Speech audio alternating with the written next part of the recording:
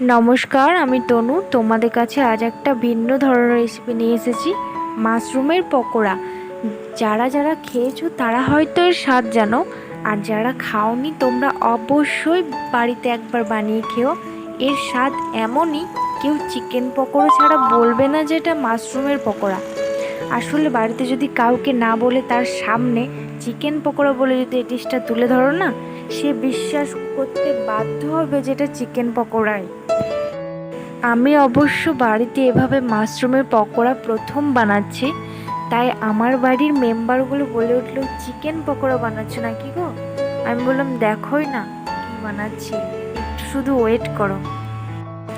প্রথমে আমি মাশরুমগুলোকে ভালোভাবে পরিষ্কার জল দিয়ে সুন্দরভাবে ধুয়ে নিয়েছি। ভালোভাবে 2-3 বার ধুয়ে নেওয়ার পর আমি এভাবে ছাড়িয়ে নিয়েছি সাইডগুলো, নিচের অংশটা একটু, তারপর দুটোনা করে দিচ্ছি। আর এখানে পেঁয়াজ, কাঁচা লঙ্কা, আদা পেস্ট এসব দেব। তারপর এখানে আমি একটা পাত্রে বেসন নিয়ে নিচ্ছি। তারপর এখানে কর্নফ্লাওয়ার দেবে। তোমরা কর্নফ্লাওয়ারের পরিবর্তে চালের গুঁড়ো দিতে পারো, আমি চালের গুঁড়োই অ্যাড করেছি, কিন্তু কোনো একটা দেবে, এটা মাস্ট।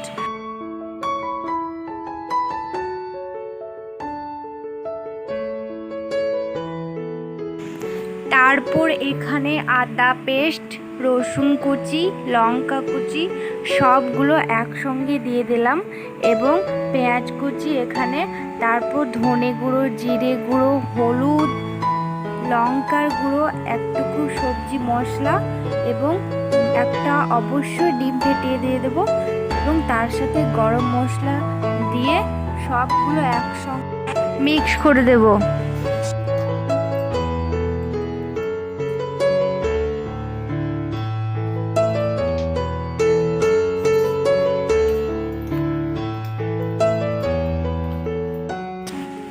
এবার আগে থেকে পরিষ্কার করে ধুয়ে রাখা মাশরুমটা আমি এর মধ্যে অ্যাড করে দিলাম।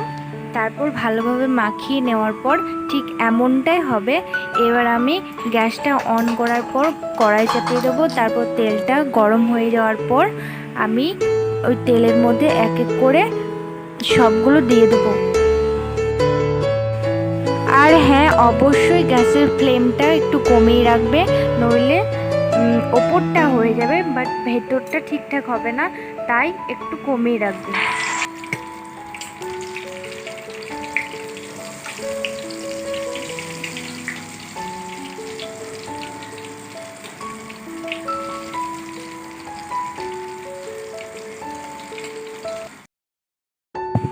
তো এখানে আমার সবগুলো ভাজা কমপ্লিট হয়ে গিয়েছে।